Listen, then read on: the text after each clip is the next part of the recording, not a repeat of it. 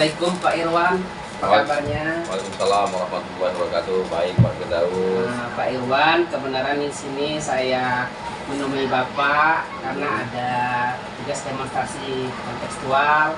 Itu saya ingin mewawancarai Bapak tentang pengambilan keputusan, ada dilema dan rujukan moral, gitu kan? Ya. Ya boleh, tidak apa-apa Pak Firdaus. Kebetulan saya hari ini belum ada kegiatan lain, jadi boleh kalau ingin wawancara. Baiklah Pak, di sini saya ada beberapa pertanyaan yang akan saya sampaikan Pak ya. Yang pertama Pak ya, bagaimana cara Bapak mengidentifikasi kasus-kasus yang merupakan dilema etika atau rujukan moral Pak? Gitu. Ya. Yang pertama, kalau mengidentifikasi kasus, tentunya kita harus melakukan serangkaian penyelidikan, bisa melalui kita bertanya dengan warga sekolah ataupun bertanya dengan pihak-pihak yang mengalami dilema etika ataupun rujuk moral seperti itu Pak, dalam kasus-kasus. Ya baiklah, berarti Bapak langsung mengidentifikasi langsung ya, sama orangnya langsung ya Pak ya. Ya. Oke Pak, selanjutnya Pak, bagaimana menjalankan pengambilan keputusan di sekolah Bapak nih, terutama untuk kasus-kasus di mana ada dua kepentingan yang sama-sama benar atau yang sama-sama mengandung nilai kebajikan gitu Pak. Kalau untuk mengambil keputusan mengenai kasus-kasus yang sama-sama benar atau sama-sama mengandung nilai kebajikan atau sama-sama mengandung nilai kebajikan, yang pertama keputusan saya ambil itu yang paling berpengaruh kepada peserta didik. Jadi yang paling berpengaruh pada peserta didik dan yang paling urgent. Jadi itulah yang diambil duluan untuk mengambil keputusan. Yang berkaitan dengan peserta didik gitu Pak ya. Iya. Dan yang paling urgent gitu ya. Misalnya bagaimana gitu Pak? Kalau misalkan ada beberapa kasus yang dialami oleh peserta didik, ini misalkan peserta didik itu tidak masuk, jarang masuk. Itu karena hal misalkan dia itu karena orang tuanya tidak bisa mengantar ataupun hal yang memang tidak diinginkan oleh peserta didik tersebut. Itu kan menjadi dilema etika Pak. Di satu sisi anak itu tidak masuk, sisi lain karena memang bukan kehendak anak tersebut, anak tersebut tidak masuk. Kemudian pada saat pengambilan keputusan antara anak itu naik atau tidak, kan biasanya wali kelas itu merapatkan dan kita berdiskusi Pak ya. Nah pada saat pengambilan keputusan seperti itu, yang dipikirkan itu nilai kebajikannya itu yang kepada peserta didik itu yang berdampak berdampak pada peserta didik dan yang tidak mengganggu masa depannya. Jadi itu biasanya keputusan itu anak itu tetap naik, mungkin dengan mencari solusi yang berikutnya, yang untuk kedepannya seperti itu. Ini tentang misalnya ada peserta didik yang bolos. Ya, bukan bolos Pak, tapi dia itu tidak masuk karena mungkin karena ada alasan. Bukan kehendak dia kan. Kehendak peserta didik tersebut. Taruhlah, misalnya kalau langkah-langkah atau prosedur seperti apa yang biasa Bapak lakukan selama ini Pak biasanya? Terima kasih Pak Firdaus. Langkah-langkah yang awal yang pasti yang pertama itu kita mengidentifikasi, mengidentifikasi masalah, kemudian kita diskusikan, berdiskusi dengan baik wali murid, kemudian guru wali kelas dan ekosistem yang ada di sekolah, warga sekolah. Mungkin setelah itu setelah mendapatkan diskusi, kemudian kita mulai berpikir bagaimana keputusan yang terbaik untuk anak. Baru mengambil keputusan yang terbaik untuk anak. Adanya kolaborasi. Benar. Berkolaborasi dengan seluruh warga sekolah, wali murid dan peserta didik itu sendiri. Jadi di sini di garis bawah tadi itu tentunya langsung bertanya, mengambil gitu secara bersama-sama. Kemudian di musyawarah mengidentifikasi, kemudian berdiskusi dan kemudian baru mengambil keputusan yang terbaik. Kemudian pertanyaan selanjutnya Pak ya. Ya, boleh. Hal apa saja yang selama ini Pak Irwan anggap efektif nih dalam pengambilan keputusan pada kasus-kasus dilema etika? Dilema etika Pak ya. Hal-hal yang efektif. Iya, yang Bapak ambil keputusannya efektif. Oh, kalau keputusan yang efektif itu tentunya keputusan yang berpihak kepada peserta didik lah. Ya. Ketika kita mengambil keputusan, keputusan itu berdampak baik kepada peserta didik, baik ataupun warga sekolah lainnya, itu yang lebih efektif menurut saya. Berarti yang biasa Bapak lakukan tentunya ada berkaitan dengan peserta didik. Ya, benar. Untuk kemajuan peserta didik supaya dia lebih baik lagi. Ya, Pak, benar. Ya. Oke, terima kasih Pak. Selanjutnya Pak ya, hal apa saja Pak yang selama ini yang menjadi tantangan bagi Bapak Irwan dalam pengambilan keputusan pada kasus-kasus dilema etika? Tentunya setiap keputusan itu, ya. Tentunya di setiap keputusan itu akan ada namanya pro dan kontra. Ya. Baik yang mendukung, kemudian yang tidak bisa menerima keputusan yang kita ambil. Itu tantangan yang terberat yang mungkin tidak saya alami juga, tapi mungkin seluruh pemimpin dalam suatu instansi dalam pengambilan keputusan tentunya ada yang bertentangan dan ada yang setuju. Begitu saja Pak. Berarti ada pro dan kontra gitu Pak. Iya. Tantangannya itu yang jelas nantinya ada penyelesaiannya gitu. Iya, benar. Oke, terima kasih Pak ya. Selanjutnya Pak, apakah Bapak memiliki sebuah tata kala atau jadwal tertentu dalam sebuah penyelesaian kasus dilema etika? Kemudian apakah Bapak langsung menyelesaikan di tempat atau memiliki sebuah jadwal Pak untuk menyelesaikannya? Misalnya bentuknya atau prosedur seperti apa yang Bapak jalankan selama ini Pak? Kalau untuk penyelesaian kasus-kasus dilema etika, kemudian untuk pengambilan keputusan biasanya itu secara spontan, tidak terjadwal. Ketika ada permasalahan, ketika ada kasus, kemudian disitulah langsung kita identifikasi masalah, kita kemudian mendiskusikan solusinya, dan kemudian terakhir kita mendapatkan keputusan. Jadi tidak terjadwal Bapak. Jadi ada ketika sesaat itu ada kejadian langsung Bapak selesaikan. Eksekusi, ya harus selesaikan. Itu yang secara spontan. Spontan ya spontan. Jadi kita tidak ada jadwal, misalkan dijadwalkan hari ini tidak. Jadi kalau misalnya ada masalah yang berat baru dijadwalkan. Ya benar, kalau misalkan memang perlu permasalahan itu perlu kolaborasi dengan wali kelas, tentunya pasti wali murid tentu pasti akan jadwal untuk pemanggilan wali murid ke sekolah, kemudian mempertemukan wali murid dan wali kelas dan sebagainya. Iya, pengambilan keputusannya secara bersama-sama. Ya benar, karena kita perlu kolaborasi. Terima kasih Pak ya. Oke, ada yang selanjutnya Pak ya? Boleh.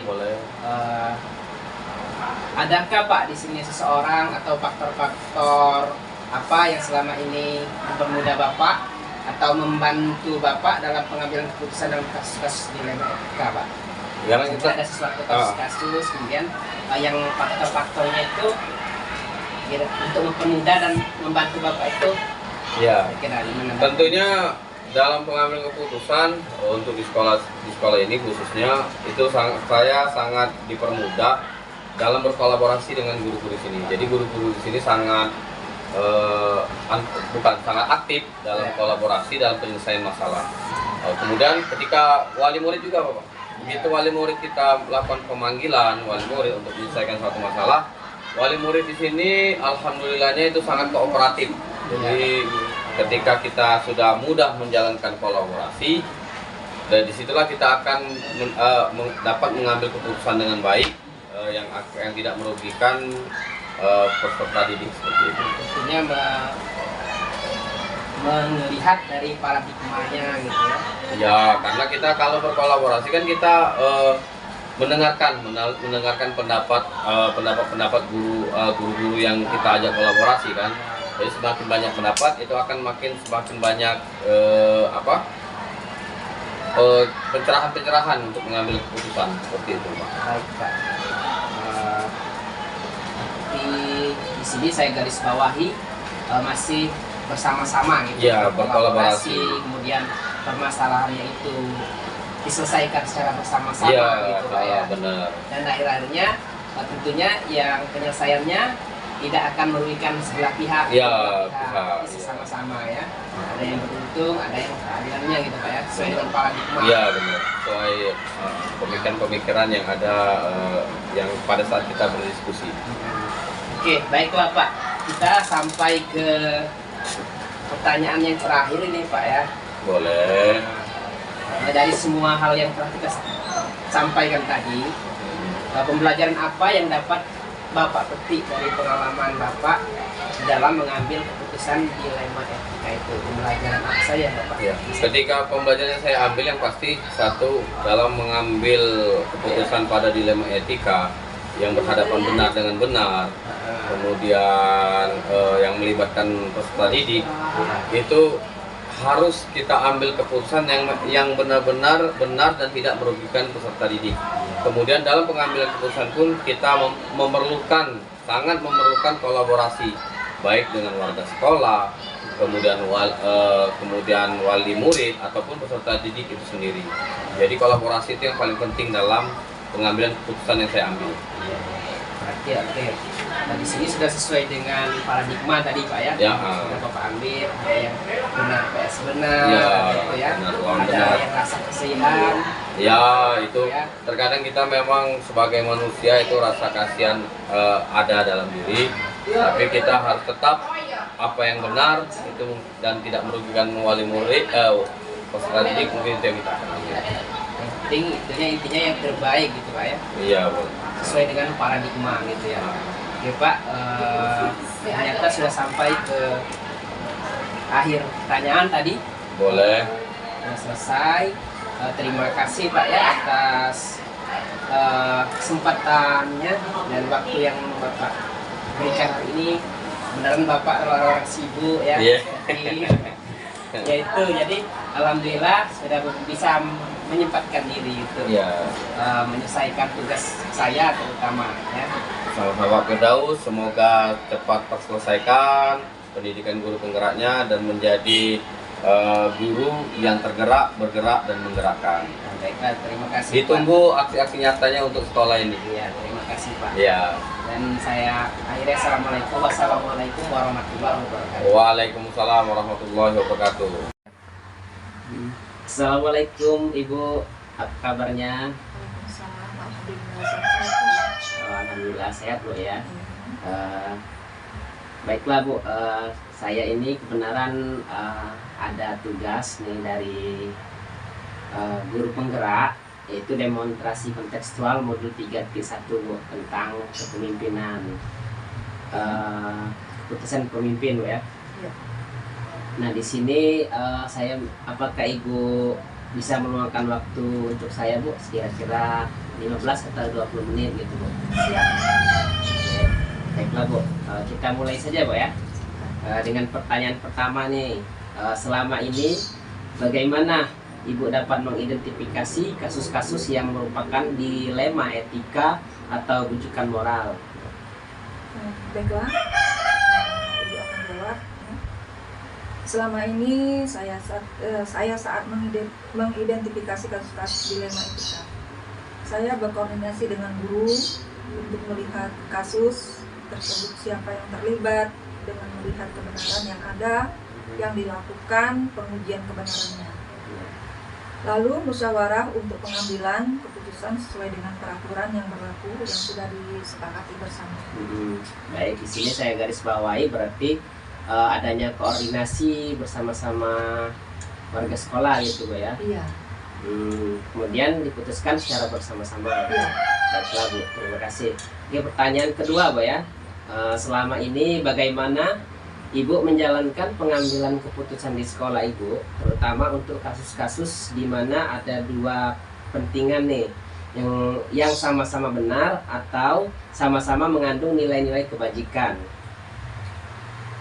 Memang menjadi dilema bagi seorang pemimpin untuk mengambil keputusan dari permasalahan yang sama-sama benar. Tetapi saya tetap berpegang teguh pada peraturan yang sudah disepakati bersama, tetapi juga melihat nilai-nilai kebaikan yang bermanfaat bagi banyak orang. Oh, berarti di sini masih memperhatikan adanya untuk kemanfaatnya berikutnya gitu Bu ya. Terutama untuk kebanyakan orang gitu Bu ya. Baiklah Bu, terima kasih. Oke, pertanyaan yang ketiga nih Bu ya. Langkah-langkah atau prosedur seperti apa yang biasa Ibu lakukan selama ini?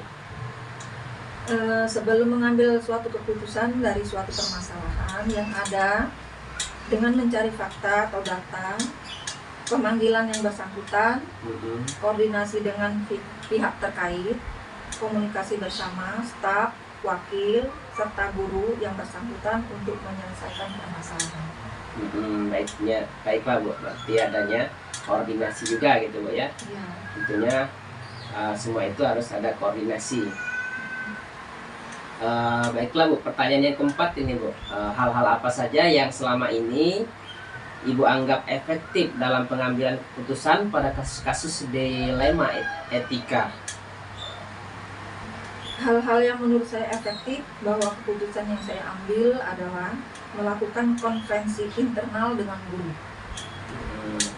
Oh, berarti di sini saya garis bawahi adanya pertemuan ya, konferensi dengan guru-guru ya, secara di dalam sekolah gitu ya. Internal. Ya, secara internal ya. Baiklah Bu, kita masuk ke pertanyaan yang kelima. Hal-hal apa saja yang selama ini merupakan tantangan dalam pengambilan keputusan pada kasus-kasus dilema etika? Nah, ini tantangan yang sangat berat untuk pengambilan keputusan terkait dengan kebijakan yang berkaitan dengan siswa, terutama siswa yang anak-anak pejabat, sehingga ke depan memiliki dampak kebijakan sekolah yang terkait. Jadi apa ya? Tapi tidak lepas dari musyawarah dengan warga sekolah ya. Semua keputusan. Baiklah, berarti intinya adapun permasalahannya dalam pengambilan keputusan, tantangannya itu akan dihadapi secara bersama-sama. Ya. Ada musyawarah dengan sesama warga sekolah gitu ya. Baiklah Bu, terima kasih. Untuk selanjutnya nih Bu ya, pertanyaan yang keenam, apakah Ibu memiliki sebuah tata kala atau jadwal tertentu dalam sebuah penyelesaian kasus dilema etika? Apakah Ibu langsung menyelesaikan di tempat atau Ibu memiliki sebuah jadwal untuk menyelesaikannya? Bentuk atau prosedur seperti apa yang Ibu jalankan Bu? Karena kasus itu munculnya tidak rutin, sehingga tidak ada jadwal khusus untuk menyelesaikan kasus dilema etika. Tergantung ringan beratnya kasus, Pak.